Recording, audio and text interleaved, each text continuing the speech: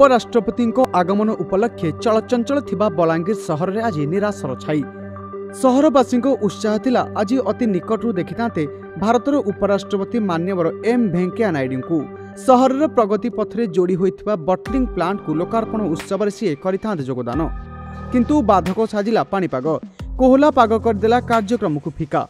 सद्यतम सूचनार प्रकाश बलांगीर में पहुंची पारिलेनी उपराष्ट्रपति एम वेंकैया नायडू। खराब पाग जोगु रायपुर विमानबंदर में 2 घंटा अपेक्षा करिया परे पुनश्च दिल्ली राजभवन को प्रत्यावर्तन करिसेंति उपराष्ट्रपति। बलांगीर उपकंठ बरकानी गाँव में निर्माण होइतिबा एलपीजी बटलिंग प्लांट को लोकार्पित करथांते।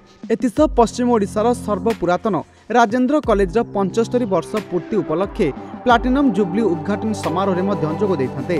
हेले उपराष्ट्रपति अनुपस्थित में ओडिशार महामहिम राज्यपाल प्रोफेसर गणेशी लाल और केंद्र मंत्री धर्मेंद्र प्रधान उक्त प्लांट को उपराष्ट्रपति अनुपस्थित में लोकार्पित करछंती।